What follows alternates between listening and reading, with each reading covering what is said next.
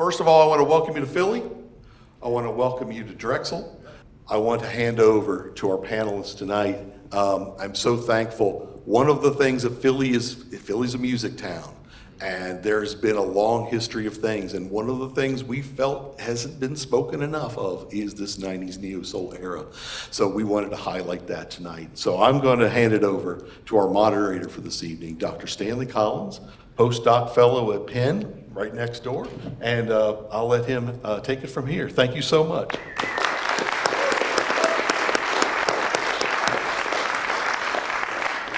Good evening, and thank you, Toby, for the invitation. This is really exciting, and I think really a moment for me to be able to talk to a lot of folks that I consider like wildly influential for me, and I know a lot of folks who've come up after them. So I'll get into some introductions, and then we'll get into the panel. So I'll just kind of come down the line to my far right. Eric Roberson is a singer, songwriter, producer, artist, and entrepreneur who is celebrating over 20 years as an independent artist. Eric has been nominated for 2 Grammy Awards and is the winner of the 2012 Soul Train Music Award for Independent Artist of the Year. In addition to his prolific career as a solo artist, Eric has written for the likes of Jill Scott, Musiq Soulchild, Dwele, Vivian Green, and countless others. We can give him a round of applause.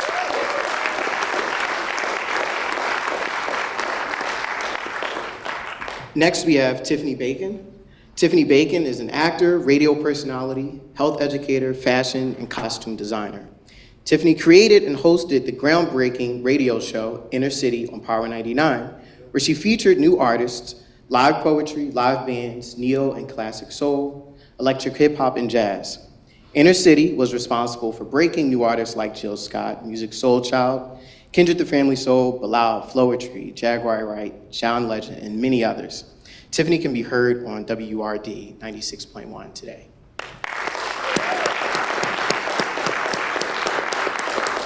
And right here to my left, we have Ivan Barias, who's a music producer, songwriter, composer, engineer, with over 20 years of music industry experience, as well as being an instructor here at Drexel. As a member of Jazzy Jeffs, a Touch of Jazz producer collective, Ivan formed a production duo with Carvin Hagens, where they became known as Carvin and Ivan. As a duo, they are responsible for writing and producing songs such as Just Friends, Sunny, Half Crazy, Don't Change, Buddy, Teach Me, and many others. For his production work, he has received 19 Grammy nominations. Can we give a round of applause?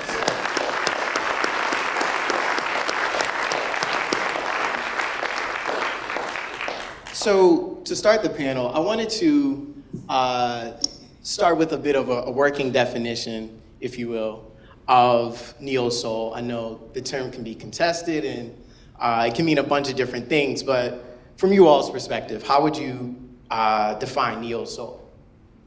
And anyone can go first. I'll let you start. Ladies first. All right. To me, in broadcasting, neo-soul was really the mixture of classic soul and the new vibe.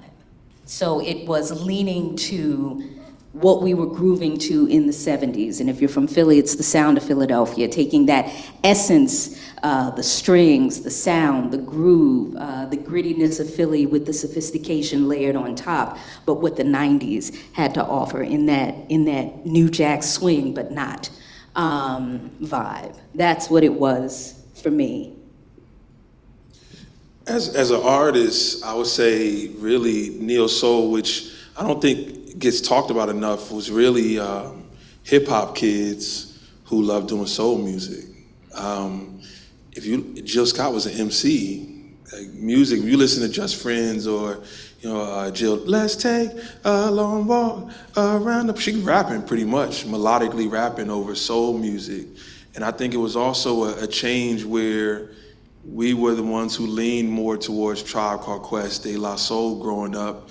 So sure, I loved EPMD, sure, I loved Mary J. Blige, but my interpretation of hip hop R&B was more Diggable Planets or somewhere in that realm. I'm pulling from somewhere else. And then of course, like the easiest way, and I will tell you, we'll talk maybe further about it, was I remember living in Atlanta before joining Touch of Jazz, and, or shall I say, after working at Touch of Jazz and hearing of Jay Dilla, right? Bringing that mixtape back to Atlanta and them not getting it. And was like, this is very clear I'm not supposed to be here.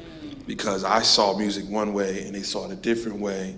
And I think that was a large part of what neo soul is. Now, sure, you have a Maxwell, a Kenny Lattimore, who rightfully so are also neo soul, maybe not on the hip hop side, but to me, when I listen to D'Angelo, Erykah Badu, Dwele, you know, a lot of the foundation of neo soul, it's hip hop kids. We were the ones who were banging on the table in the classroom, rapping, and at sound check, we freestyling and stuff like that. We brought a lot of hip hop elements to soul music, but sang classic soul music with a hip hop flair to it. Yeah, and to expand on that, I think it was like rediscovery, you know, of the genres that influenced the music that we were listening to. Like, just like Eric, you know, I fancy myself being an MC, wanted to be a rapper, and a lot of it was influenced by the likes of like Tribe Called Quest and the Native Tongue, and a lot of like the artists that infuse jazz and soul and funk into their beats, and that was like the narrative. So me being a student of that type of music, and you know, you have to also take into account that records were an integral component to that. Like, we were listening to a lot of these records and figuring out who was the sample that these artists that I was a fan of, you know, were like, who were these artists? And then, you know, through that, I think I really discovered the Stevies, the Marvins, the Donnies, the artists that were the Arethas, right? The artists that really were the catalyst for the genre evolving and becoming what it became. And it was a thing where that amalgamation of the culture and history along with hip hop, it just became this hybrid form of new music that became known as neo soul.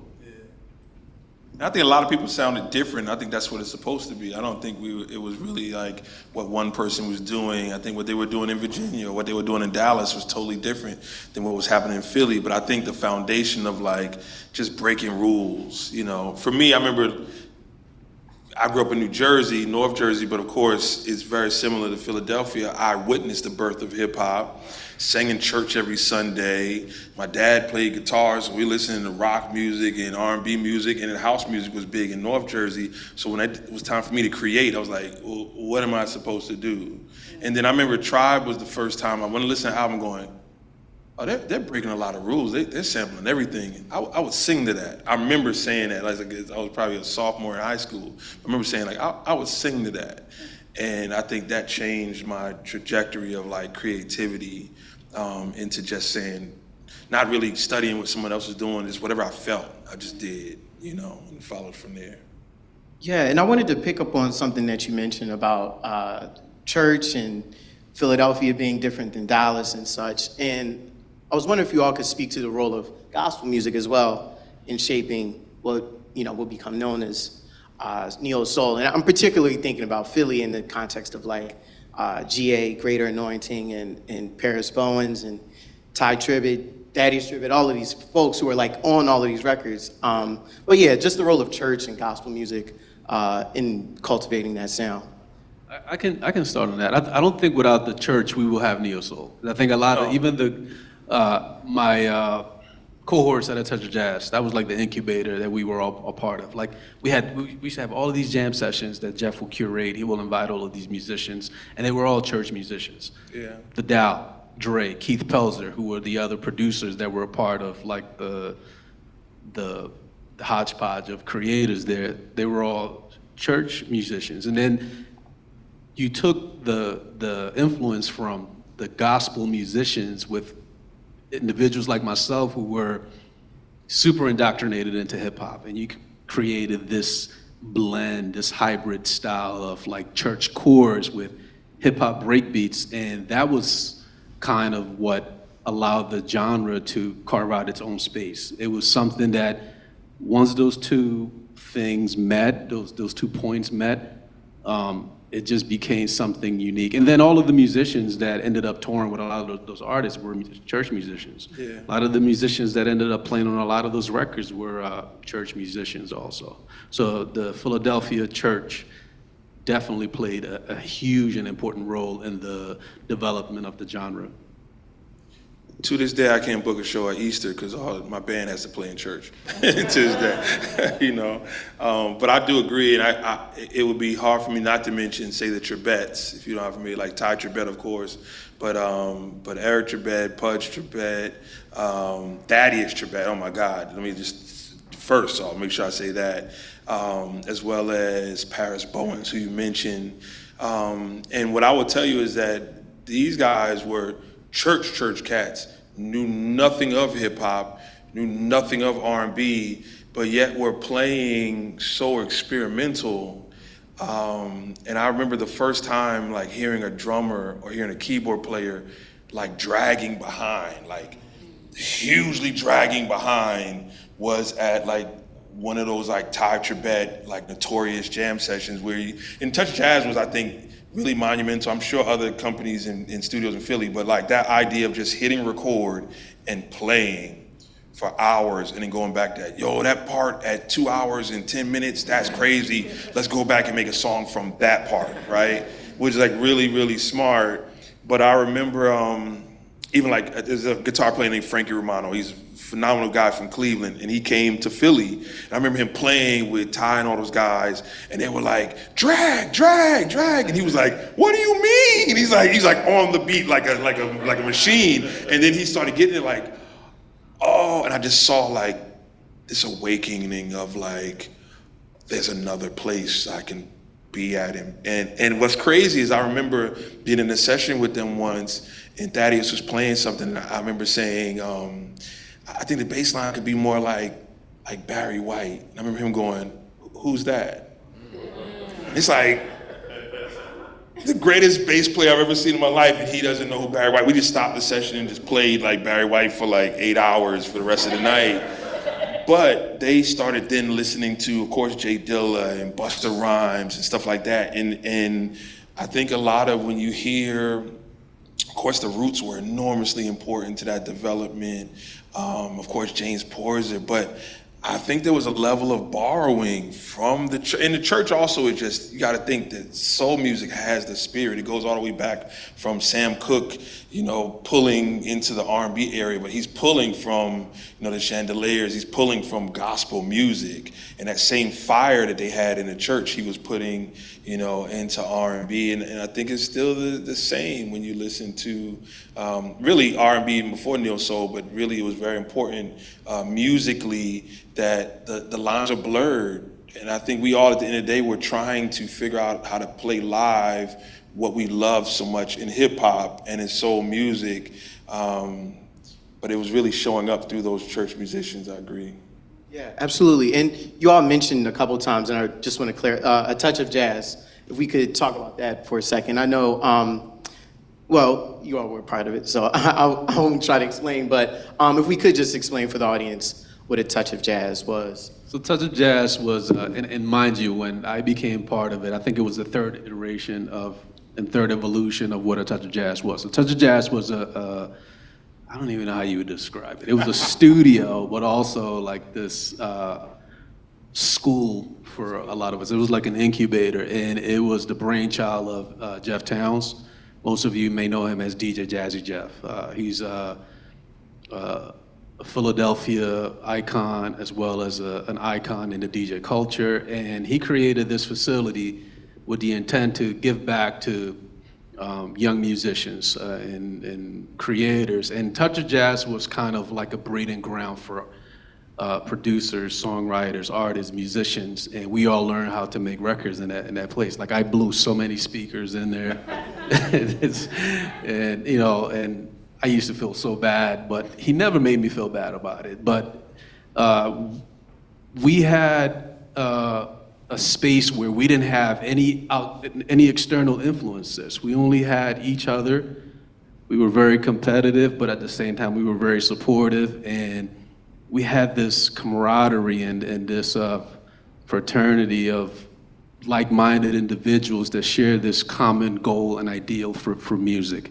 Like, we knew that there were other mainstream genres in black music that were the predominant genres, right? Like New York had the bad boy era and had all of the glossier R&B, and Philly was kind of slept on, and we were totally aware of what was going on, but yet it was just totally oblivious to what was going on at the same time. And Eric was a part of that also. He was he would dip in and out. He would be part of Philly, and then would go to Atlanta and come back, and it was a very influential thing for us to have Eric be there. And we were able to invite artists who at that time were not known, and those artists were Jill Scott, Music Soul Child, Bilal, Floetry.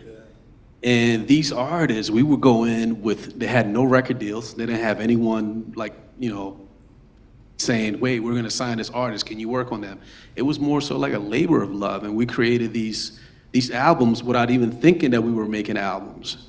And these became very influential recordings in the space and the culture, and kind of became branded as like the neo soul sound.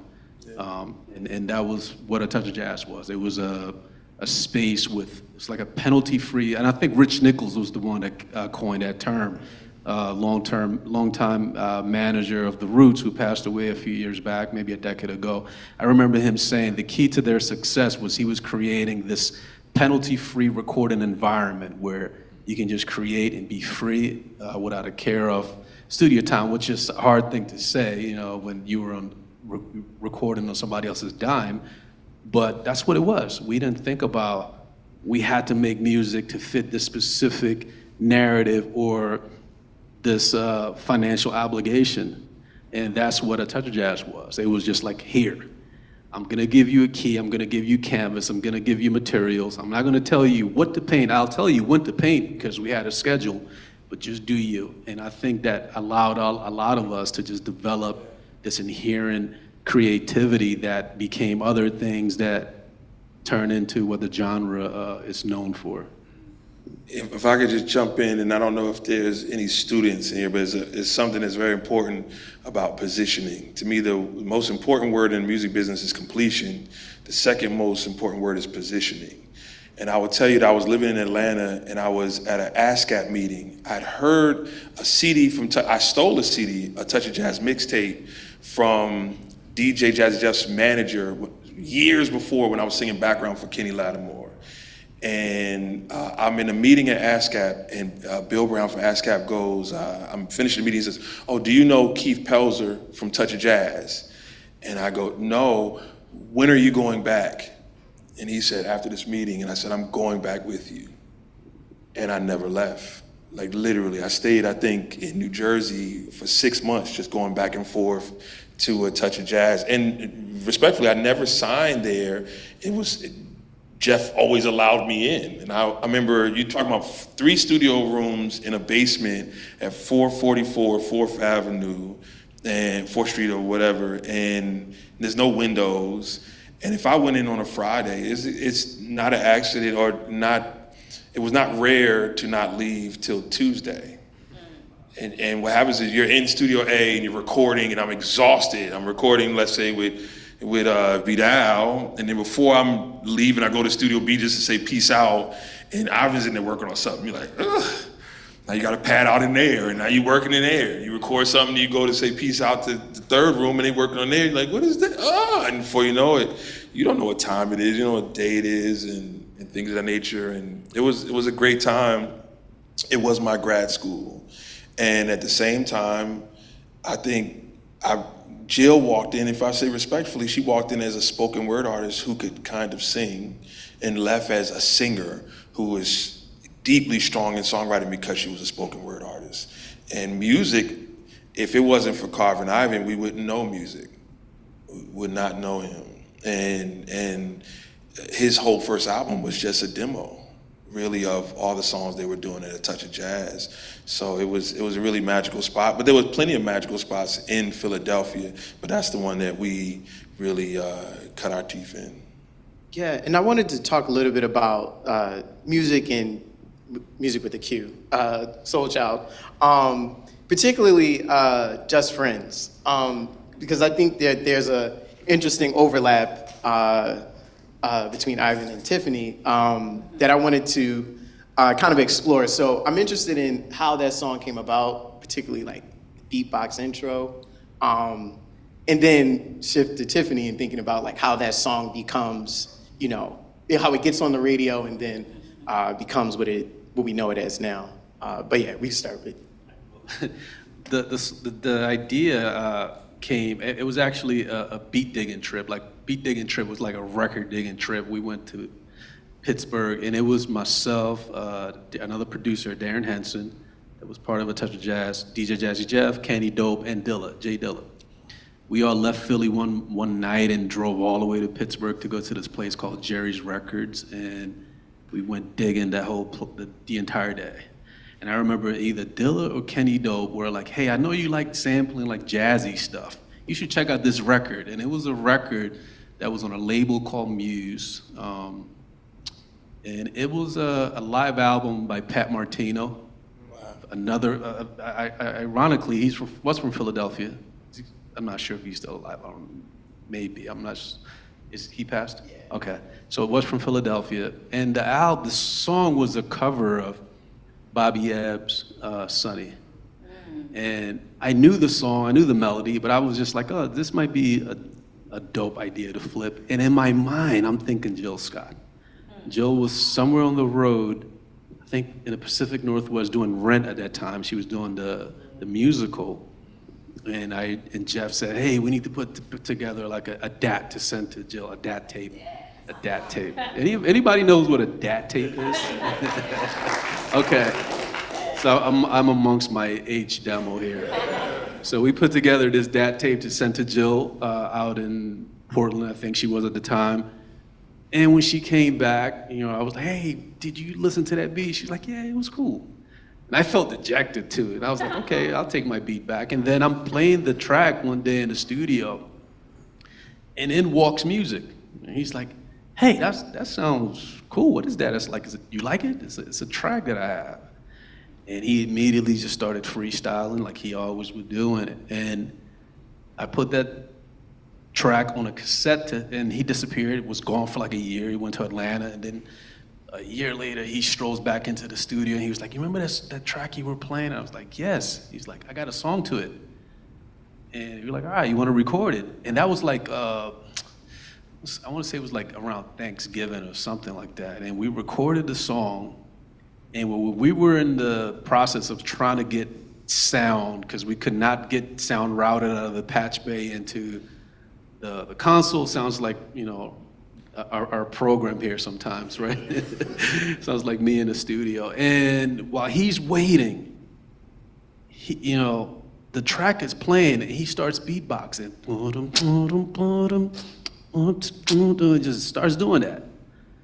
And just repeating it, right? And then Darren goes, you guys should start the song with that, and walks out of the room.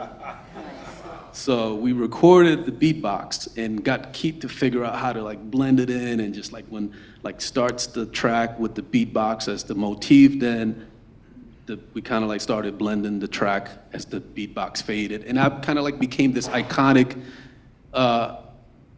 symbol of like that era too, you know, but like the song is just kind of like the ultimate identifier for that song. And it was like his first initial single that was on I think the Nutty Professor 2 soundtrack. And it was just like, what sold that song was that unorthodox beatbox starting the song. And it became like a thing, you know, like they just knew him as the guy with the beatbox on the song. Yeah, so it's magical. Yes. Yeah, and Tiffany. So when we get from that moment to how it got on the radio, let me just give just a brief backstory on the show Inner City and why it was something that almost never happened. So in the late 90s, If anyone's from Philly and knows Power 99, it has been a juggernaut in terms of broadcasting in the city. But in the 90s, it was really like it had a hold on the whole city. Up until 97, we had what was called the no rap workday. So you did not hear hip hop on Power 99 until after about 6 o'clock. That changed in 97.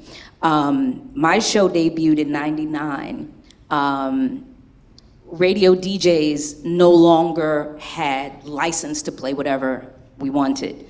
There was a playlist that was put together by a computer, which was run by our program director. So everybody had to play what was in the computer and scene. That's it.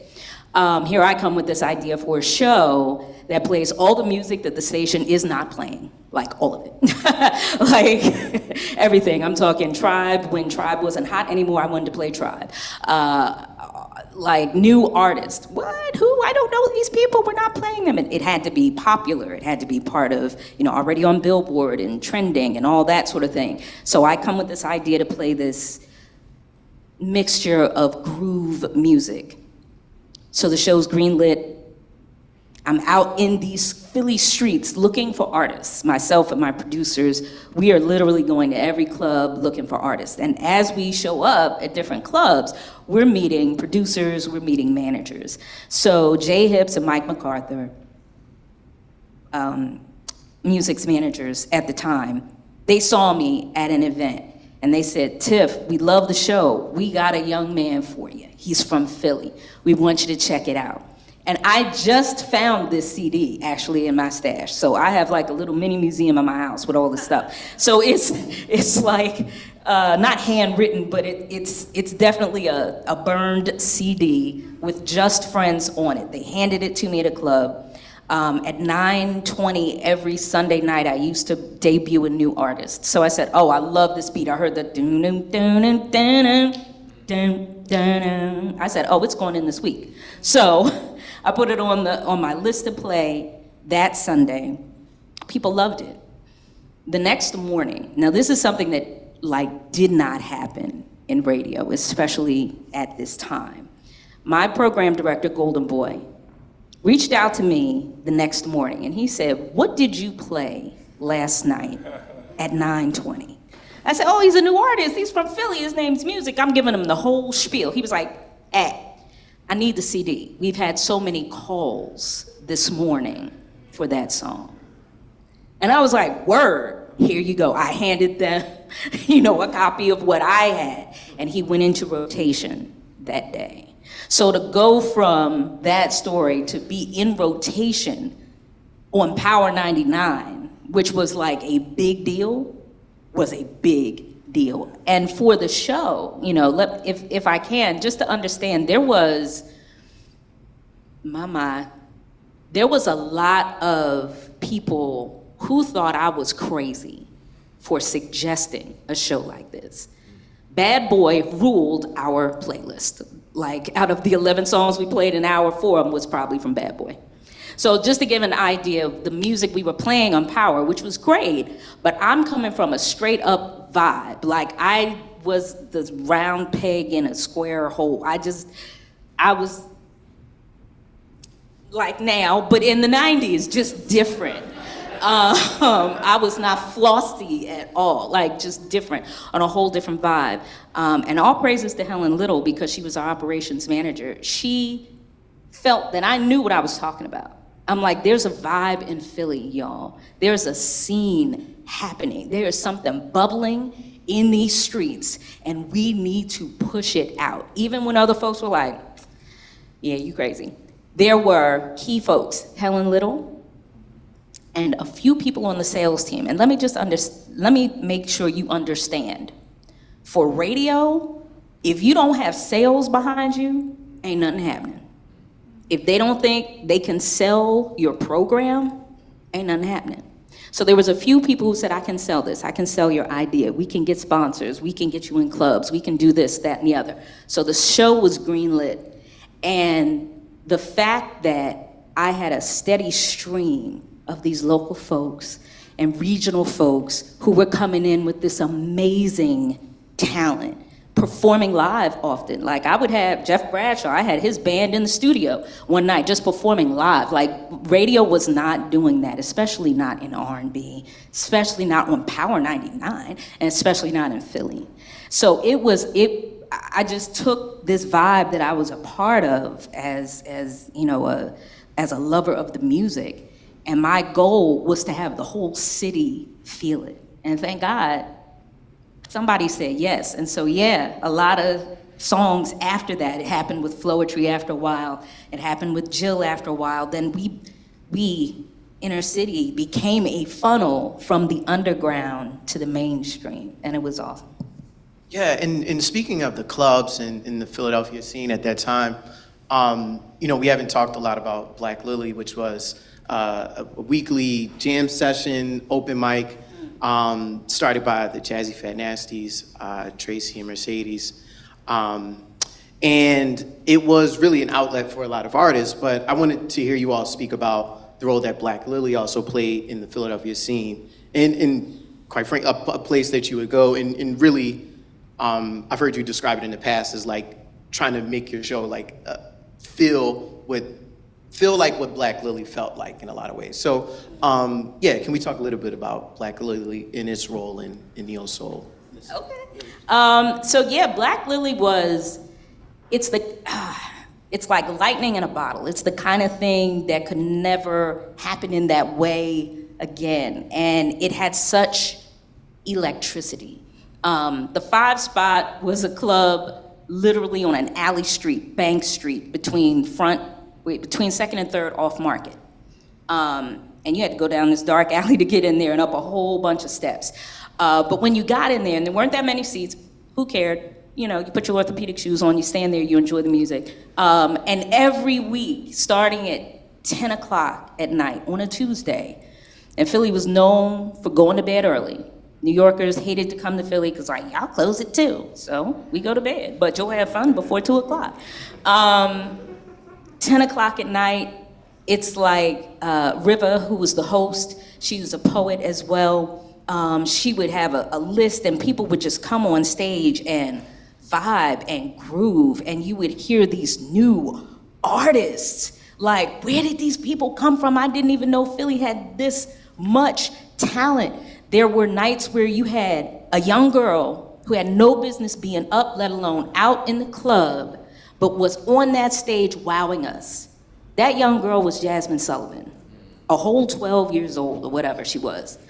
They would put her on stage, she would sing, we would say, oh my God, and they would whisk her right out the door so that they didn't get their license snatched for having her in there. But that's what I'm saying, as young as a Jasmine Sullivan, it became to the point where everybody wanted to come to it. Like, I think there were like, as far as I remember, there were 3 points on the East Coast of live events that people just needed to go to so that they could share, they could do their thing and get recognized. The New Yorican in New York, yeah, right, the New Yorican in New York, the Black Lily in Philly, and there was a spot in Atlanta, and I can't remember the name of it. What was that, John? They'll come back. You know what I'm talking about. A very small spot. Right, very small spot in Atlanta. So you had these 3 points, but it created a great synergy because an artist could come to, say, the Black Lily, knowing that people like myself and other shows that came around the same time looking for artists, we would be in the audience and they knew if they were like really grooving, we would walk up to them. And walking up to them means you get an interview on air. And not just an interview, not just 5 minutes. Like with Inner City, you were on air the whole night if you wanted to be. Like you could be on there from 9 to midnight. We'll play your music, we'll talk to you, we'll groove with the DJ and come back. So you got like crazy exposure, which then puts you in line with other people who are listening to the show to say, oh, no, I want to book you for this. Or I want you to come to the studio and groove with me on that. So it just became a nice circular space for artists to literally get on air, and then you go national or wherever you want to go from that. So it was an important place for artists to say, yeah, I know I got something, I'm bubbling with something, I can experiment with this and maybe even like break crazy as a result. I will tell you that my first experience of it, mind you, I was not from Philly, so I wasn't part of the community. I was learning it, but all I remember was we're in the studio, and at a certain time, everyone stopped and everyone left. And I was like, okay, where are we going? And it was just like clockwork. The magical thing was it was so experimental, it was very much vibe. And I think it also showed our artists from this era was so polished once they got record deals. There was a comfort because they were battle tested on that stage.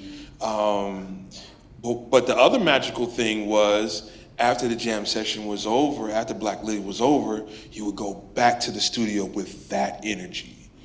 You know, not a night of covers, not a night of experiment and a night of vibe. And if you were smart, you would try to bottle up whatever you felt, the goosebumps that you felt in that room, and then whatever you recorded that night would be like really, really magical. You would be super inspired. And that was the main thing I got out of that. And a person who had an old beat up Forerunner, I was going from Atlanta, drive to Philly, drive to New York. So like Village Underground was different. It was amazing, but it was different than what was happening in oh my God, what's the spot in Atlanta? Oh my God. It's Apache? What is it? Apache Cafe? Apache Cafe, Jesus, thank you, because I was not going to be able to sleep tonight.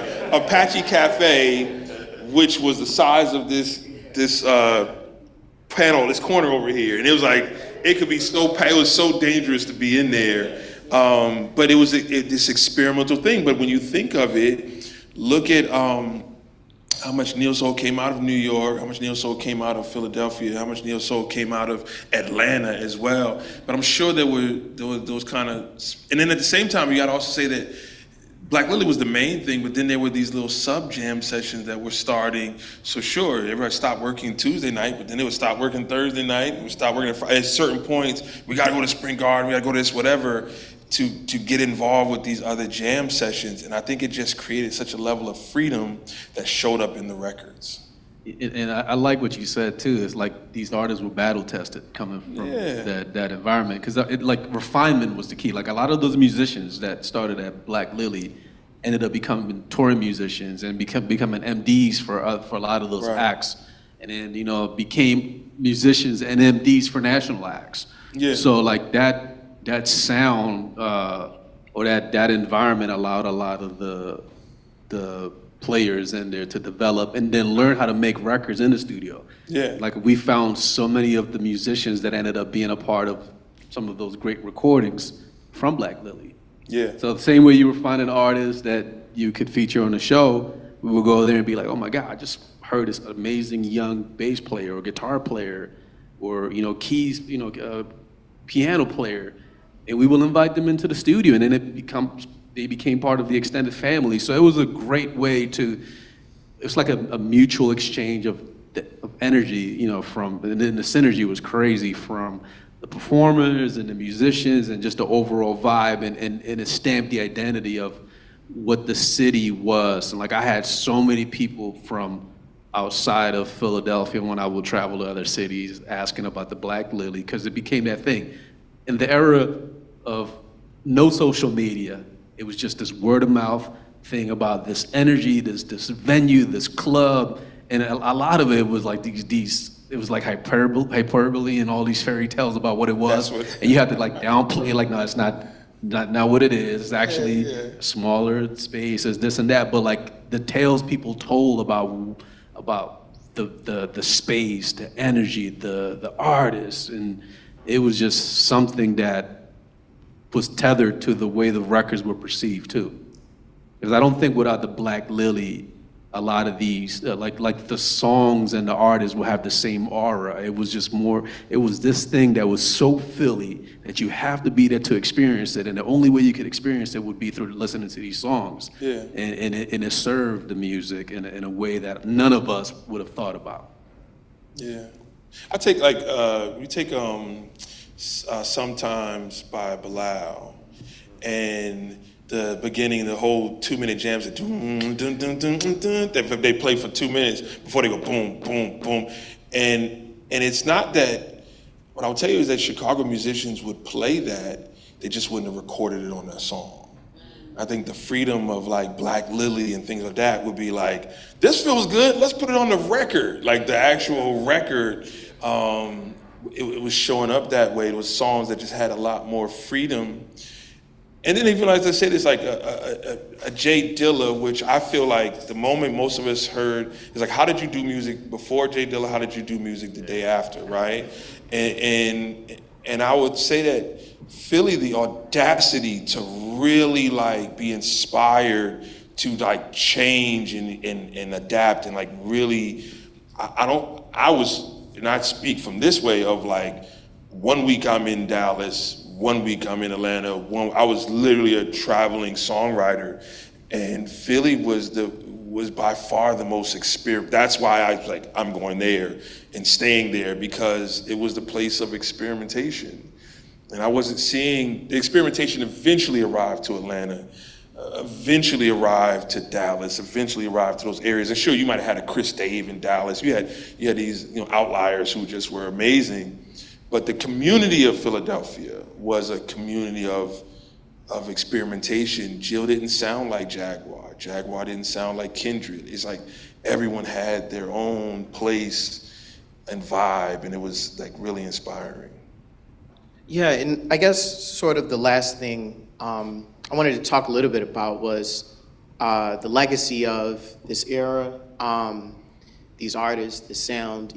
I can speak for myself as a musician and, playing at whatever venues around the city. It's like you gotta play Just Friends, because like that's it's a part of like the musician sort of vocabulary, if you will. Yeah. But yeah, and I've heard stories about Robert Glasper coming in to the Black Lily and being inspired. So I'm curious to hear from you all's perspective, the legacy of this era, of that time, and the influence that you maybe see today. I will tell you, the tough part of this is that a lot of artists don't embrace the term neo soul. Therefore, the legacy of it is a little bit more scattered than it should have credit for. But when you look at the success, and not just the success from the major artists, but I feel like also neo soul was really the foundation of independent Black music, I'll first say. Like when there weren't like R&B artists that were putting out albums independently. It was really the Dwellers, it was really the Guapales, it was really artists who were like, okay, if I don't have a record deal, I'm releasing this album this year no matter what. And it was coming from that freedom, that looseness of neo soul. I think that should get just as much credit, that where now it's completely normal for you to release an album independently. In the late 90s, early 2000s, it was really unheard of. Like, it was unheard of, but you would find more that if someone was releasing it, they were releasing it really from this experimental neo soul area. But at the same time, when I listen to the new waves of R&B, like even the heavy auto-tune, wild R&B that we look at, to me, they're our kids. It comes more from neo soul than it comes from Jodeci. But it's their new form of experimentation, and this is their new way of their perception of their hip hop.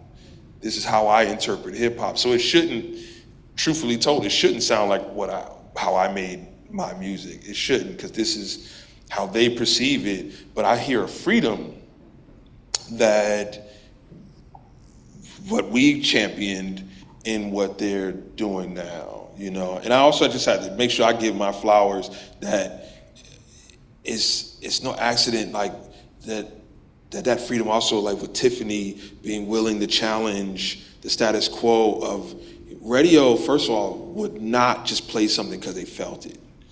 Definitely doesn't happen now. It didn't happen then. So to have a person even in Philadelphia who was like, if I feel something, I'm playing it. And then people caught on to it and wanted more of it. It's just a magical moment that it all was happening at the same time. And for a person like myself who was releasing albums independently, to even have a place that would actually play it, thank you, because that was the gasoline to keep going, you know? So I thank you, first of all. I want to make sure I say that. But I think it was just a special time. It was a special time. And I will say that majority of Jay-Z's band is from Philadelphia, Delaware, New Jersey. They were the little kids, the same way we were like in sophomores and juniors here in Tribe Called Quest for the first time going, the Adam Blackstones, the Omar, the Kanye's band, John Legend's band, Adele's band. 90% of the music industry's main bands, there's either a musician from Philadelphia or the actual MD who's putting that whole thing together is from this area. And they were the kids who were outside of the Black Lily listening like, what's going on in there? It was like, so where the 90s was the big movement of producers, the kids from that came the traveling musicians who are now dominating the industry were the ones who followed after that. And I think that's one of the legacies of Neo Soul to me too. First, thank you for that. I appreciate that.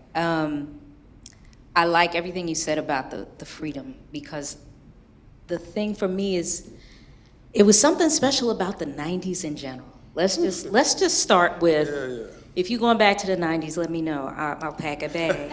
It was, the whole decade was amazing, but when you're talking about music, and Black music in particular, there were moments from the late 80s through the whole 90s, but particularly focused around 90 to 95, where there was a nice marriage between hip hop and jazz.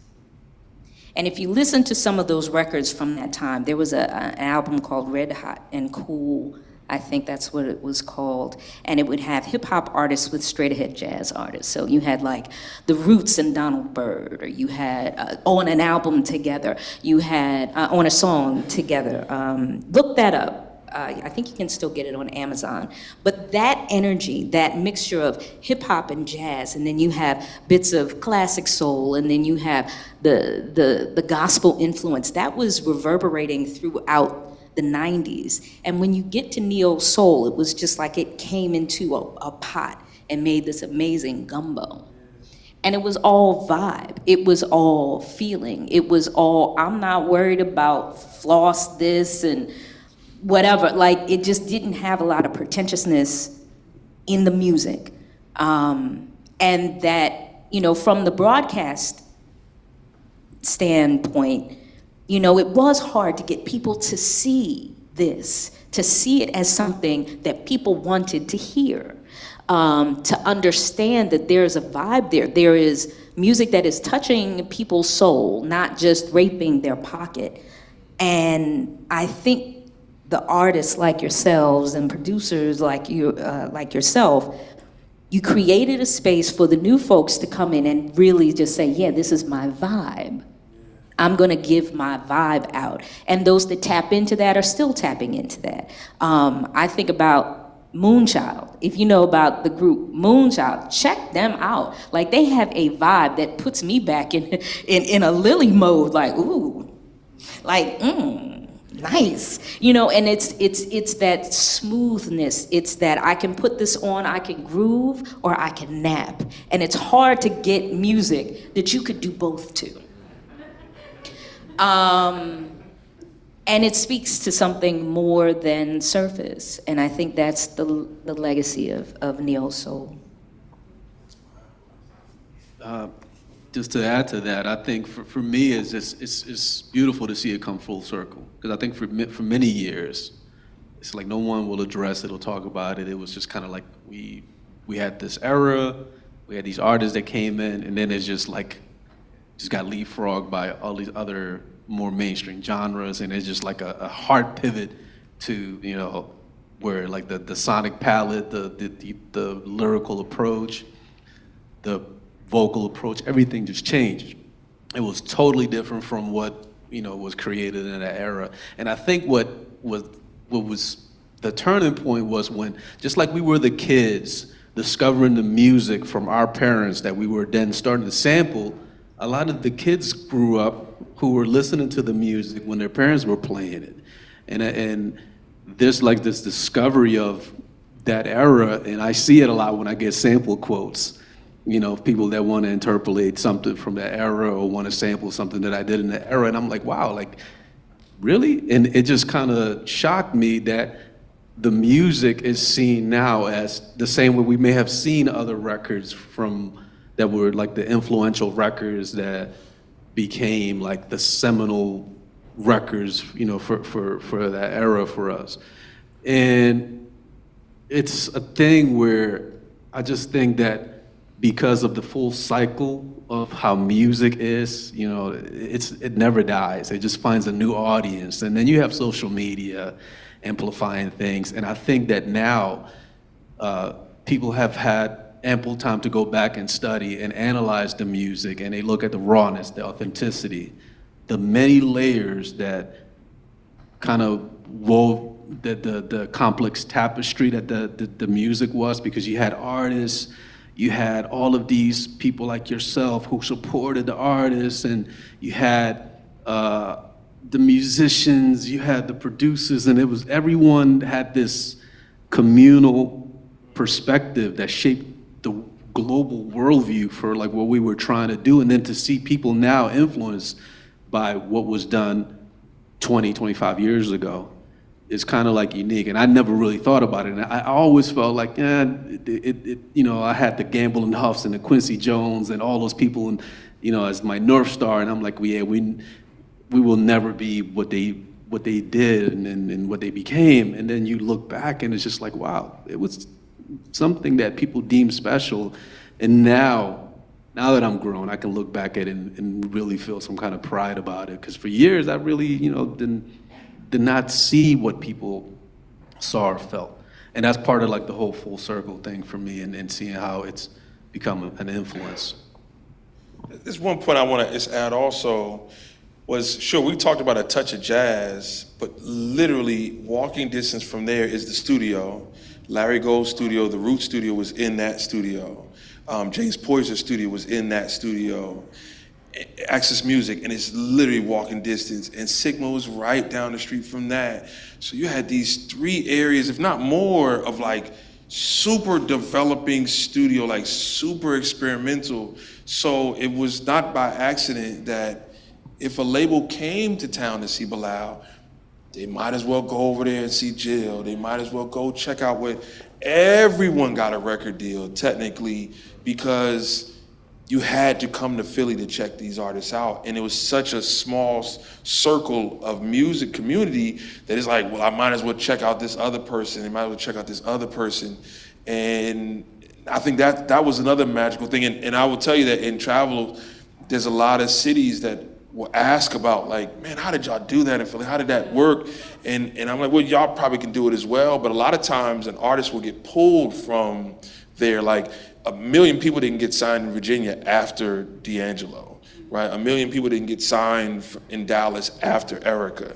But it was no accident that like Bilal, Music, Jaguar, Jill, Jazzy Fat Nasty, everybody's like, all was happening at the same time, because it was really a small circle just making this really, really magical thing. And it was community. It wasn't really competitive.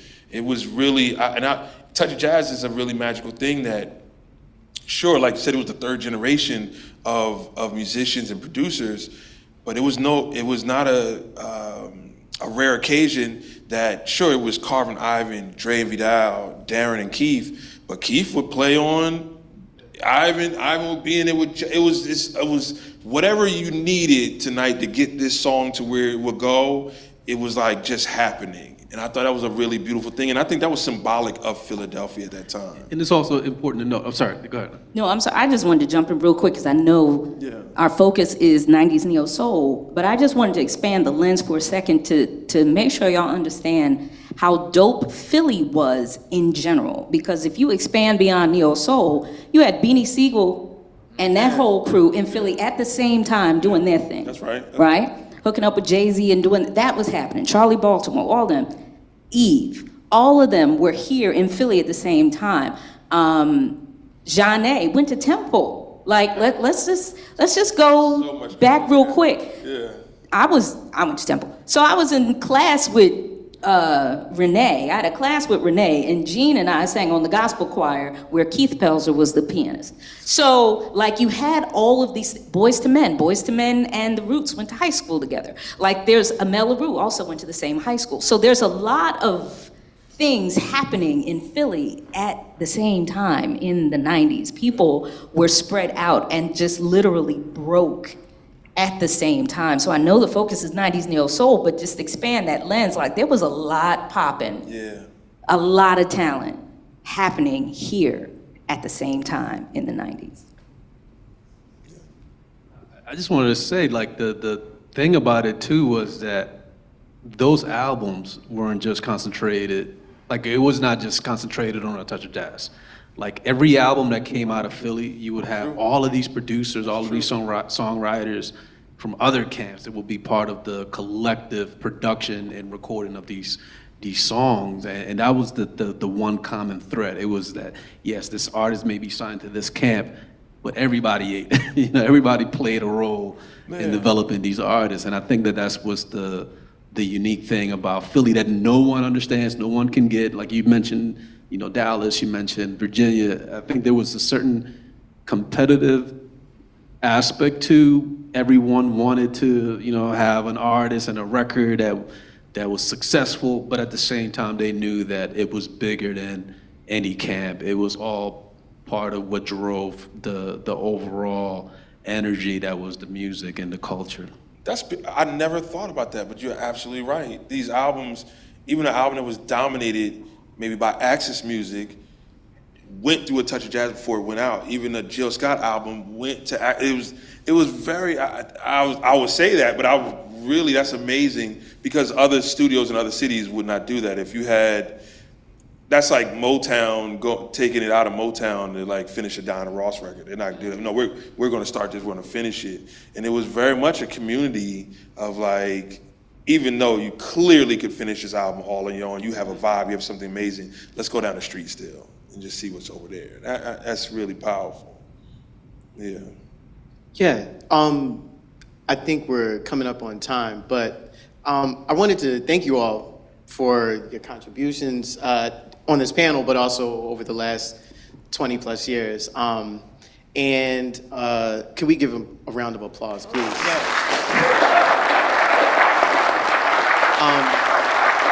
And I would just say, so I know we're running out of time and we could really go for much longer. I have many questions that I didn't ask. But actually I did a small kind of like documentary, which Tiffany's a part of. It's a podcast, audio documentary, called The Seeds of Black Lily, looking at this era and also trying to look at it from different angles, right? From the radio, from the church, from the scene in the clubs and so forth. So check that out. We can't talk about it all here, but thank you all and appreciate it. And thanks again for the invitation.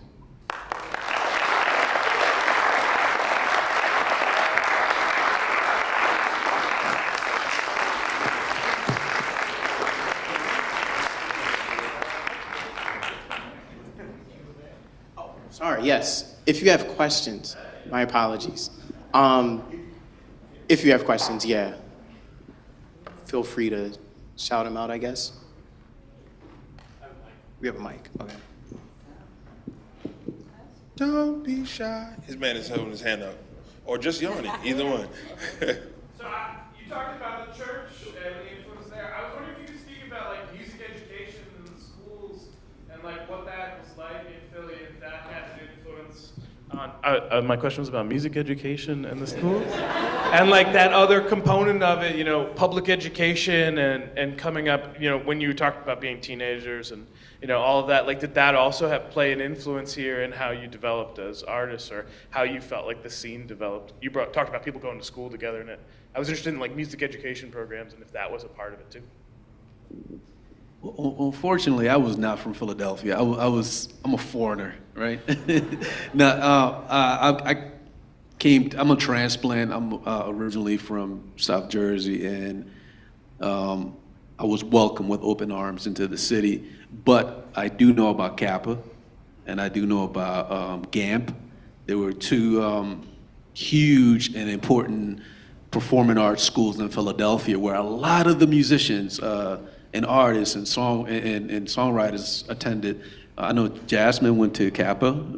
Yep, Boyz II so Men. Kappa's Creative and Performing Arts High School. So the Fame School in Philly, LaGuardia is the one in New York that the movie was about, but Kappa is Philly. And so that was, I think, Jasmine, definitely the Roots, Boyz II Men, Amel LaRue, and a whole bunch, I think, Bilal went there. And then we have University of the Arts, where Leslie Odom Jr. went to UArts, I'm pretty sure, because he grew up here.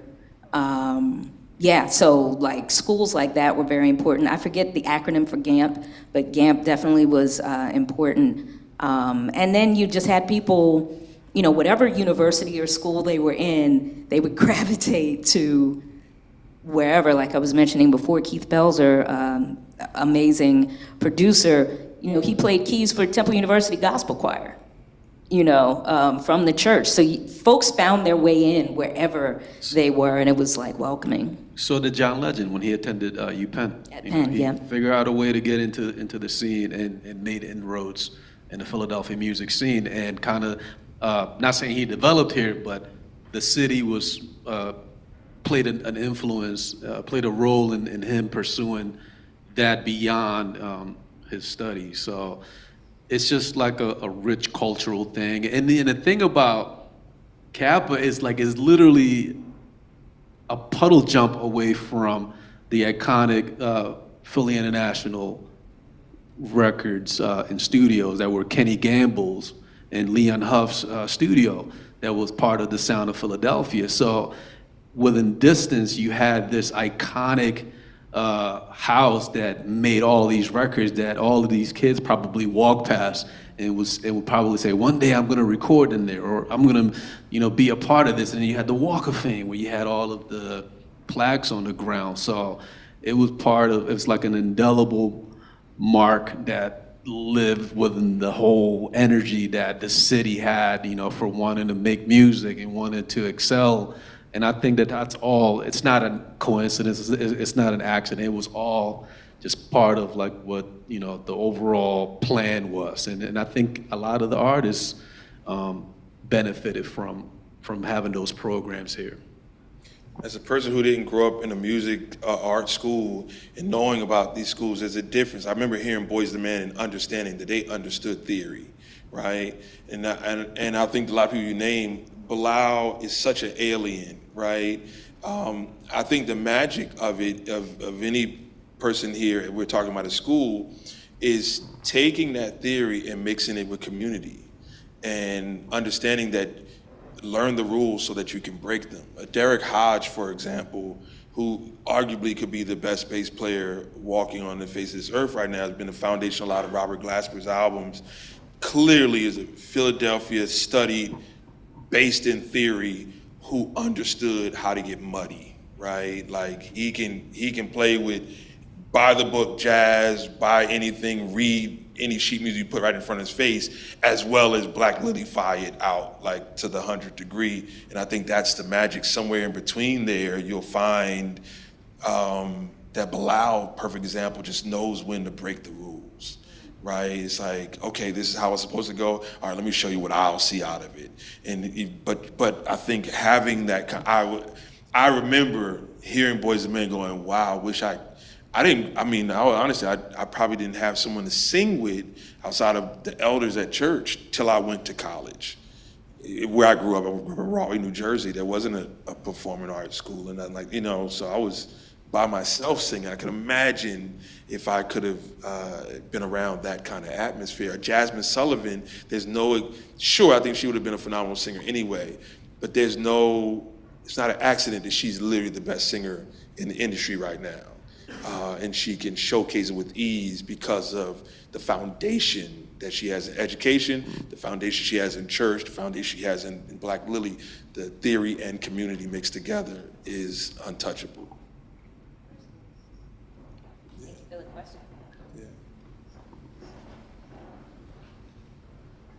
And while I'm sorry, I'm such a radio person. We are recording this for the radio. So you can tell your friends, they can hear this conversation next week, Friday at 4 o'clock on WURD 900 AM and 96.1 FM. You better be professional.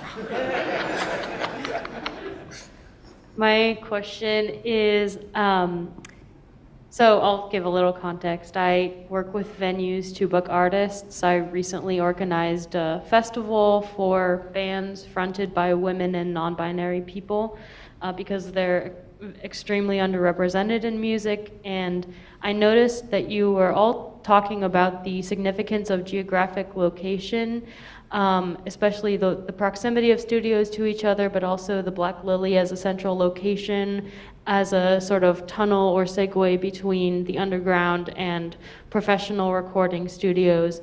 And as someone looking, do you have any advice for me as someone looking to create maybe something like the next Black Lily in a venue, not necessarily as a venue owner, but as a musician and show booker? The first thing I would say is, even at A Touch of Jazz, and I think, sure, everyone had dreams, but I don't think anyone was going in those rooms with plans like, I'm writing a song so I could be successful. It's like I'm just trying to get something out of my head. And I think the Black Lily it wasn't created so that someone could make $1 million out of it. It's like, let's create something so we could just make some magic. And by chance, a lot of dreams came true through a lot of these different aspects. So Neo Soul is very much about vibe. Like I said, I'm not trying to write a hit song, I'm trying to write an authentic, honest song, and then maybe a hit inside of it. So I would say that, I would really just say, find like-minded people who agree into feeling something. And we've coined something recently just called chasing goosebumps. Like, that's the only rule, right? So if it makes you feel something, then keep doing it. And a lot of times we'll look at something being made and we'll go, wow, I wish we had that over there.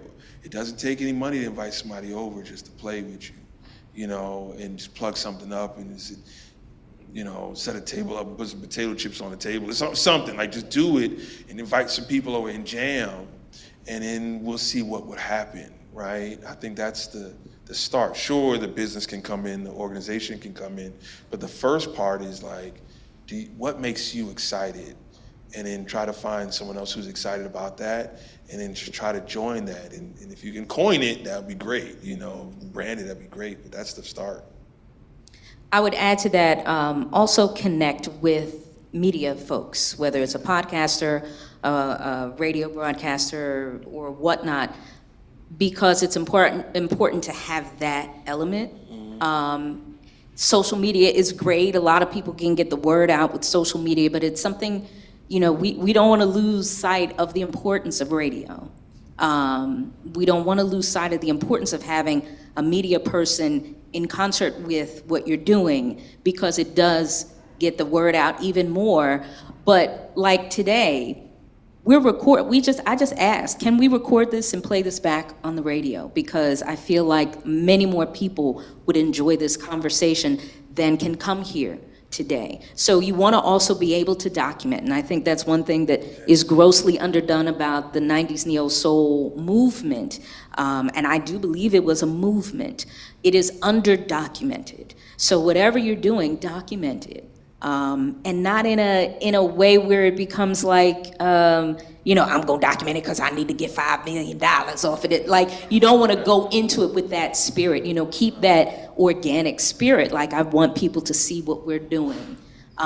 You never know who's gonna come through our stage tonight. They could be the next amazing thing. So get in concert with a documentarian, a broadcaster, a podcaster.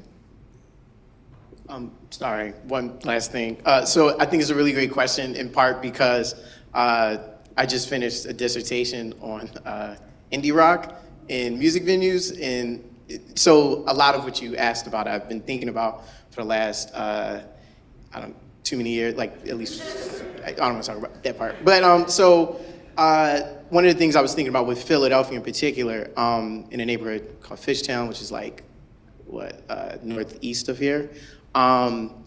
thinking about groups like the War on Drugs, like Kurt Vile, like a lot of these folks who were just kind of like just hanging around. And I think an interesting overlap with what happened with indie rock's explosion in Philadelphia and also this 90s neo soul was a particular like investment in artists, giving them a place to perform, giving them a place to record. Like, you know, I mean, recording's a little bit easier now with like, you know, Logic Pro. You could just have a laptop, but not everybody has a laptop, right? But just having a space for folks to have an outlet, I think really means a lot in that sort of investment. And I think, again, that indie rock scene in Philly is kind of a really great example of a venue being like, hey, you can play here, you could do your album release here, and folks come back. And then the venue develops a brand and et cetera. And I don't mean brand just in a purely like capitalistic sense, but like a reputation, I guess you could say. So I think, yeah, that investment in giving folks a space to work out ideas is really important too.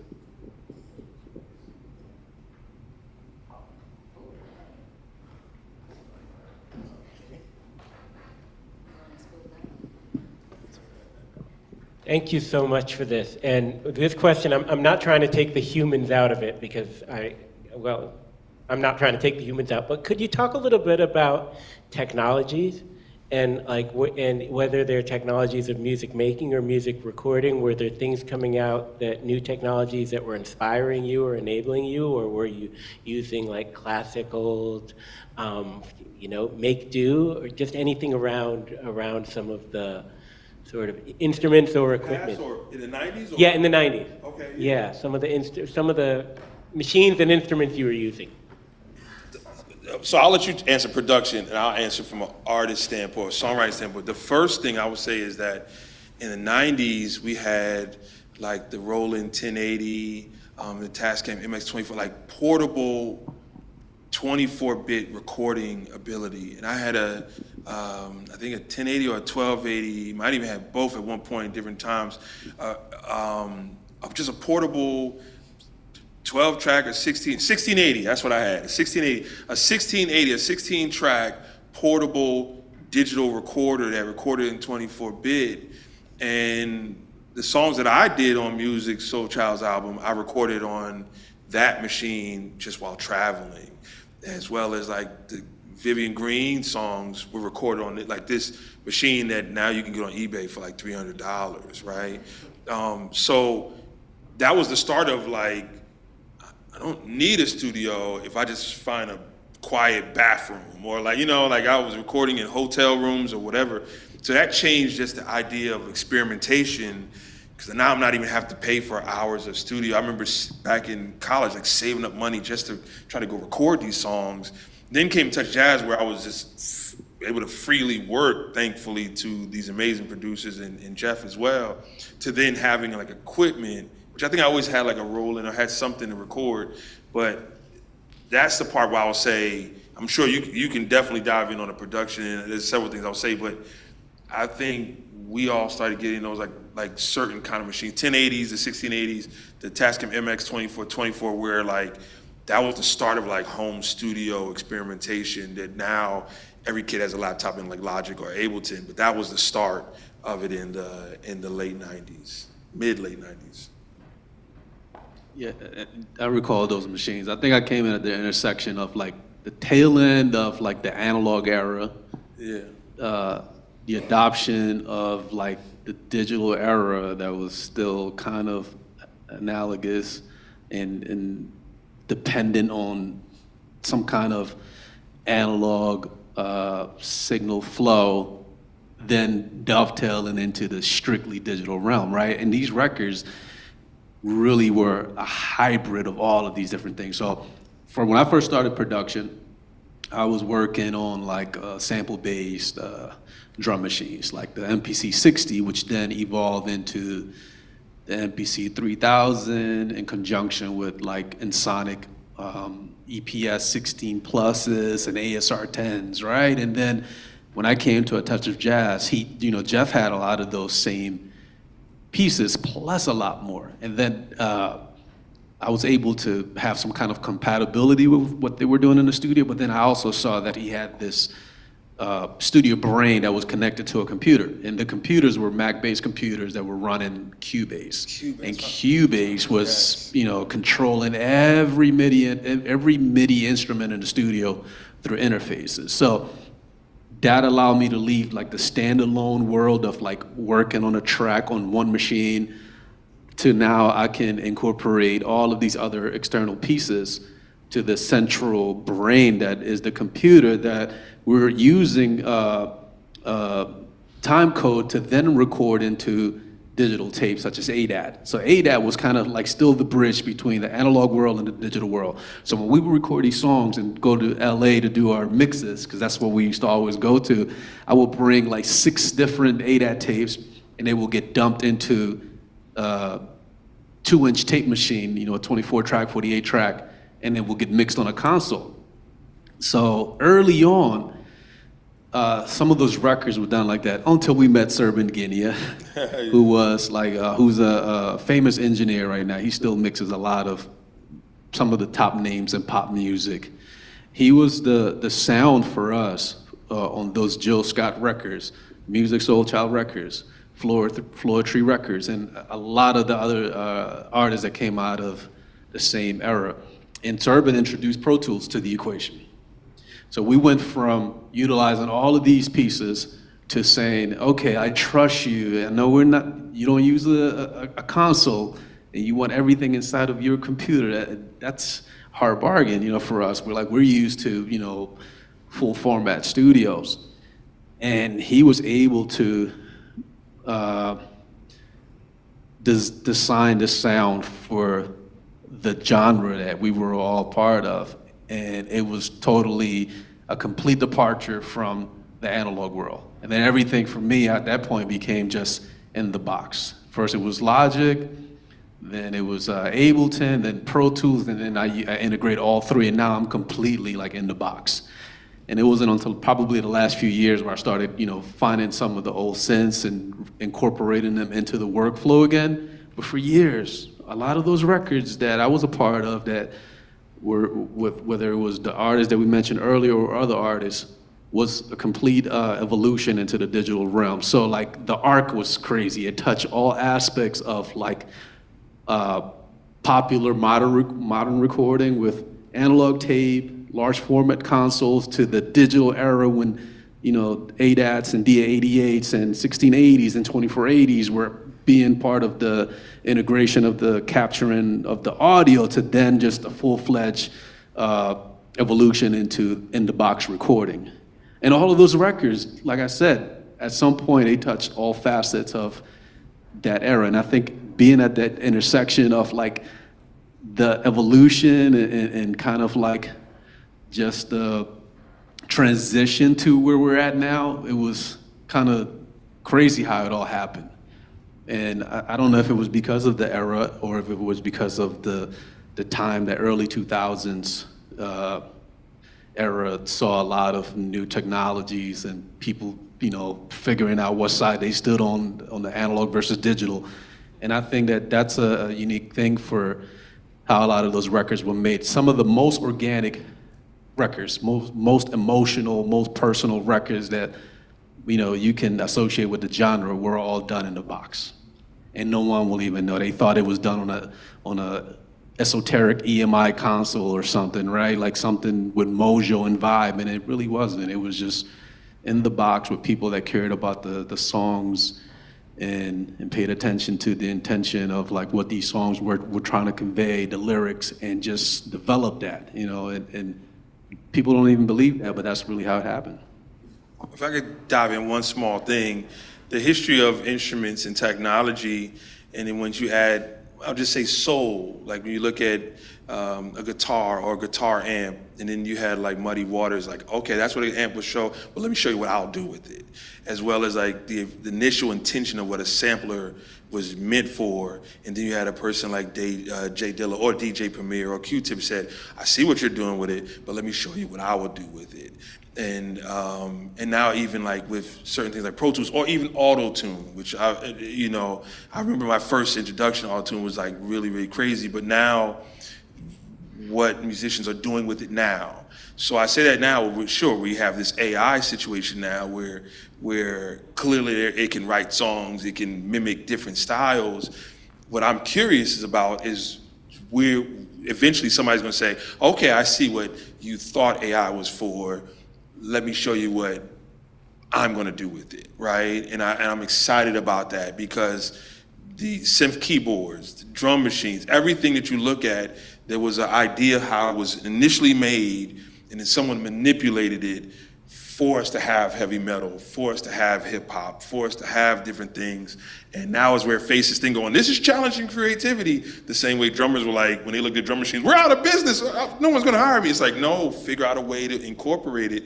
I don't know a drummer now on stage without a drum machine or drum pad with them to incorporate it into their sound. And I'm curious, like, I don't know if I wanna be threatened by AI. I wanna see how we can manipulate it for the betterment of art, you know? Sorry, for broadcasting, I don't like that at all. Yeah, sorry like that,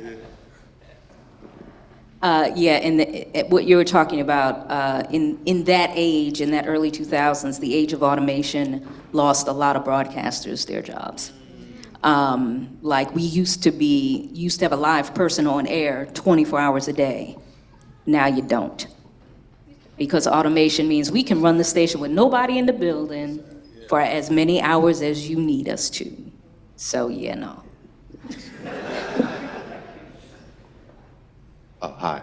I just wanted to ask, when do you first remember seeing the word neo-soul popping up, and what were some of the thoughts and feelings around the use of the word neo-soul? Just curious. My first real time hearing, I think was I think Kadar was the one who coined it. Kadar was D'Angelo's manager and also had the label Kadar, which he put out Erykah Badu. So the introduction of Erykah Badu was the introduction of that term.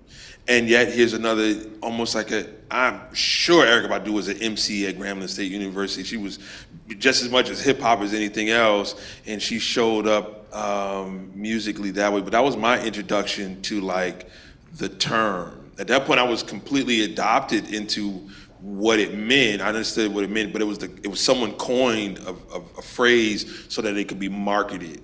And I think it was Kadar Massenberg that started that. I would say the same. The first time I saw it was Baduism, Erykah Badu's album. And in reading about the album, I learned about the word, and that was the first time I heard it. Yeah, at the same time I heard it too. And I think also it became more of like a catch-all term for like the lifestyle. And not necessarily the music, it was more so like what were the motifs that you assigned to someone who made music that sounded this way and dressed a certain way. Oh, that's that neo-soul thing. Yeah. I have a quick story about that. What's that? Yeah, Quick story. Come on, about give us a story. Okay, so I guess I dressed neo-soul to the hilt, but I dressed comfortable, eclectic, ode to the 70s. I probably wore bell bottoms my whole life, but I was definitely wearing them in the late 90s and 2000s. And so, yeah, there was a look associated with the music, with the movement. I definitely had that look. So I'm at Power 99, and at this particular time, Wendy Williams was in Philly on Power 99. She was paired with Carter and Sanborn, who were our legendary morning show hosts. They had her with them, and then they let them go and brought in the Dream Team, so two new hosts to be with Wendy Williams on Power. And so I would come in my comfortable gear, like loose-fitting clothes or African head wraps or, whatever. I just did not look like I belonged in a music video. Yeah. So she looked at me one day and was just like, "What are you, like the queen of the dirty backpack clique?" And I was like, let's rewind. 1, not dirty, ever. 2, queen, possibly. But why give that term for this look? And it was also a way, not like downing Wendy, But there were many people in the industry who saw this look and literally just downplayed you, you know, because you weren't flossy, because your hair, for ladies, for black women, my hair was natural, so to have my natural hair not pressed out or not a perm or not a weave, it became a thing that you were teased about or talked down about. But it's real funny, though, how when the music broke and people really like got out there and the world really started to gravitate, that conversation lessened. It became a thing, it became an aesthetic, it became a thing to dabble in and thus accepted. But I think also with that look and the music and the style, it made people want to get away from it because, you know, folks didn't want to be pigeonholed into just a specific thing, you know. So there was this weird, interesting relationship between the presentation of the people who love the music, the musicians, and the music itself. And I think that's some of the reason why people were like, you know, they don't even want to talk about the fashion of it because there was a fashion, you know, like now, if you look at, hip hop is 50 plus years old and you can see a plethora of documentaries about the fashion of hip hop. But if you think back, if you're old enough to think back, when folks were wearing their clothes backwards and baggy, you got talked about. It was like, it wasn't fashion. You look a mess. You need to pull your pants up. You need to, you know, wear clothes that fit. You know, it was all these negative things. But that now that we look back at it, it's like, wow, there was something special. Like the way you presented was like in line with this vibe.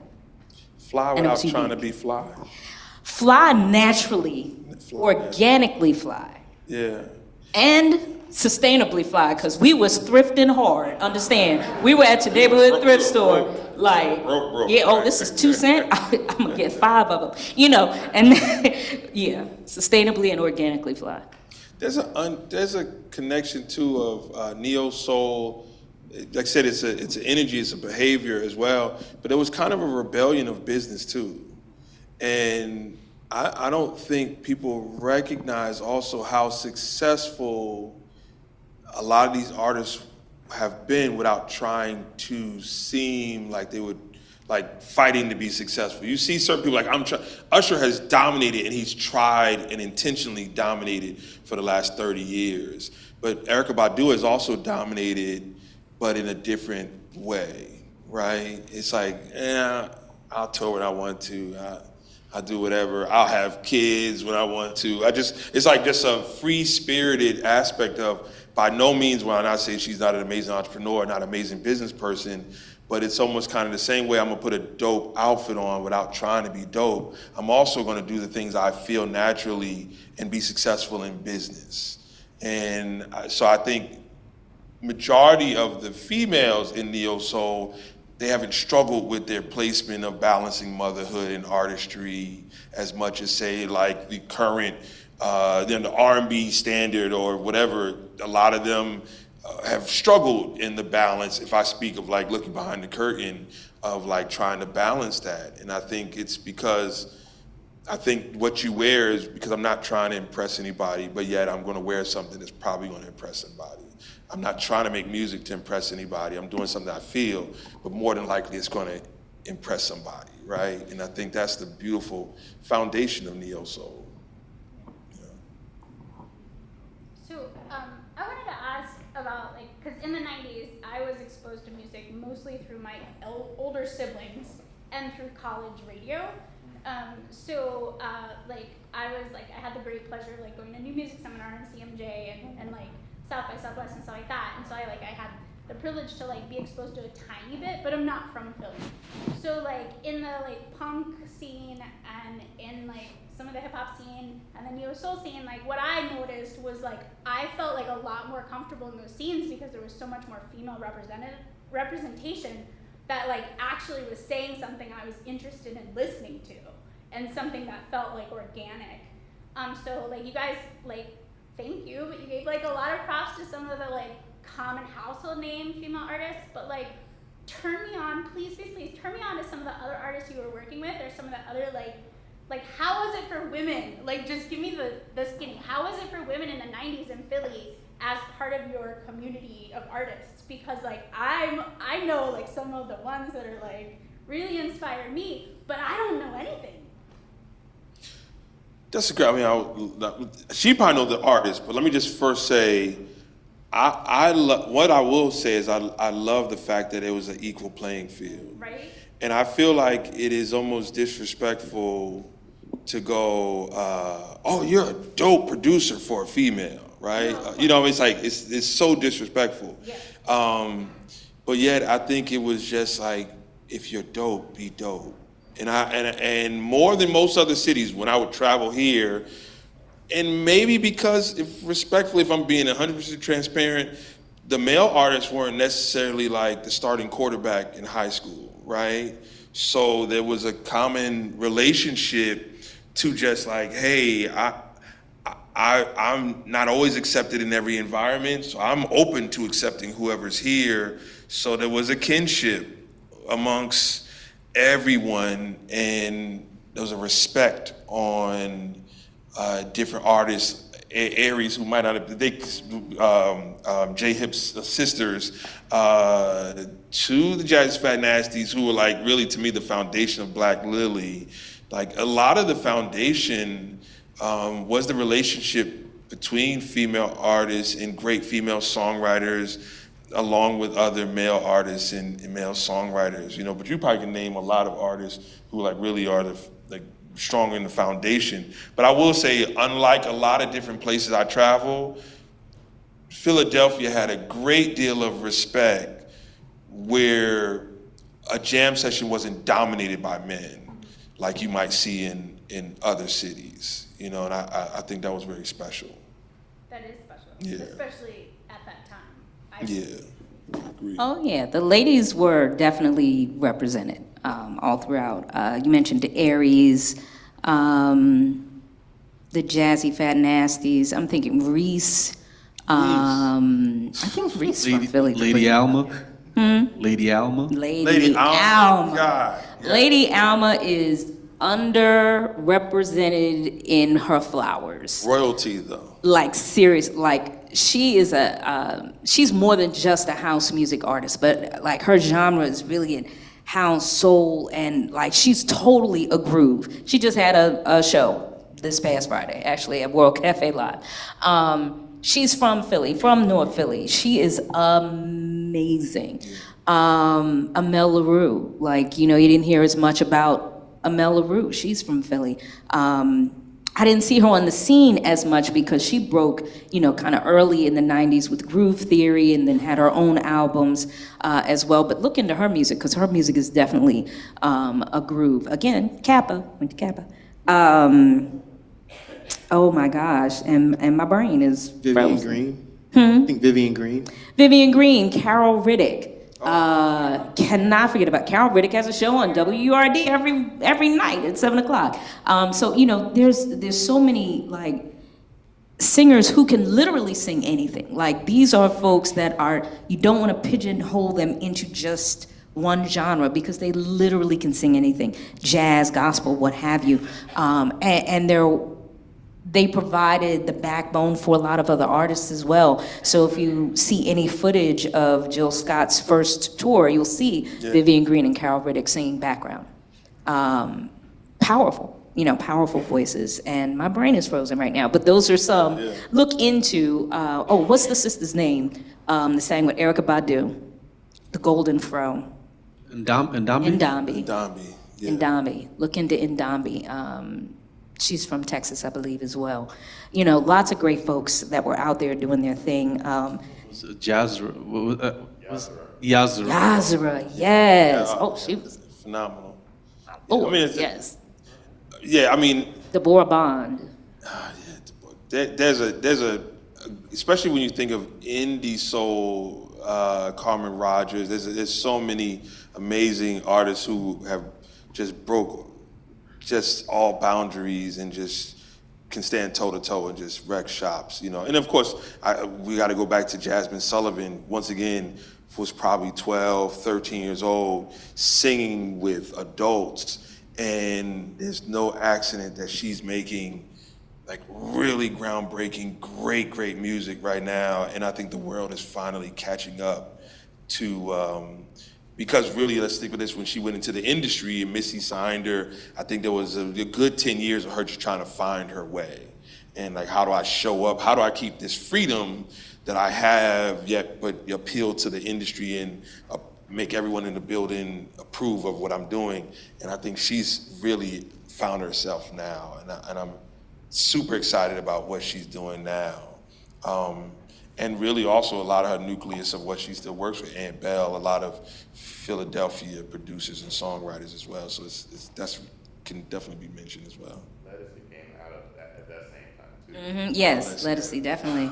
Can't talk enough about Lettucey, like power. You also got to mention Moo Fresh. Oh yeah. Oh, It's yeah. also like somewhere in the tail end of that, and she's also performing here at Drexel next weekend, not next week, the 18th, right? But Moo is another artist that embodies the true spirit of like neo soul. Not only can she sing, she can spit, she can rap circles around any dude. You know, like literally is a two-way threat, like we use in sports. But she's another one to definitely check out, Moo Fresh. If we're doing it, Musina, phenomenal singer, producer, artist. Georgia, I don't know what Georgia, Jan Muldrow. An alien walking on this earth. She doesn't breathe oxygen. The group King, Paris, King put out a 3-song EP and Prince called her like 4 days later.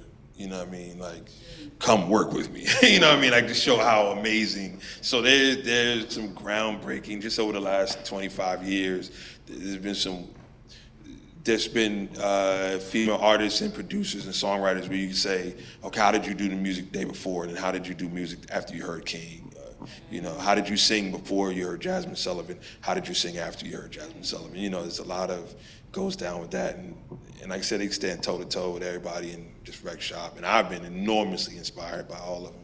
So I definitely want to pay homage to them. Yeah.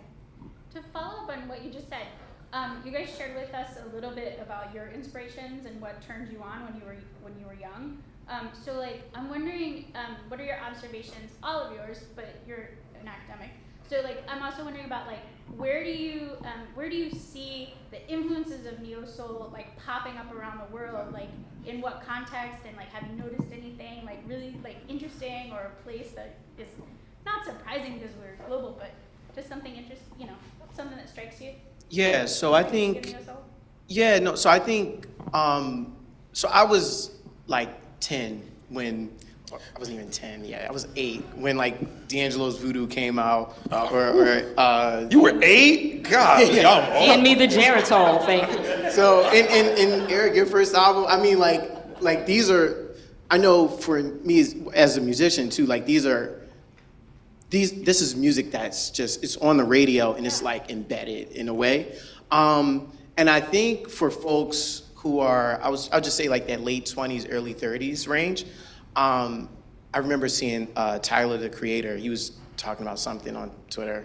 It was a while ago, and he mentioned how he hadn't listened to some, you know, what many would consider like classic rap albums. And someone asked him, well, what were you listening to? And he mentioned like Vivian Green. And I was like, oh, I didn't see that coming, right? And so I think you see there's a whole crop of artists. I mean, like someone like Robert Glasper, who's a little older, but younger folks like Devin Morrison, who's, you know, kind of like in his early 30s. So I think in Lucky Day, who samples, you know, on Ivan's records, right? And it's like, puts a whole new spin on it for another generation. So I think that the influence is showing up in a lot of independent R&B that we see in folks. And I think especially something that Tiffany mentioned too was kind of like, in a way that folks maybe talk about like the elements of hip hop, right? I think there's, in a similar way, like elements of quote unquote neo soul. There's a strong sense of like Afrocentricity, which I think shows up in the political awareness in a lot of folks in their lyrics, in the music they make, the decisions that they make. in terms of where to perform and not perform, right? Someone like, an artist like No Name, was very vocal about her political stances, what she believes.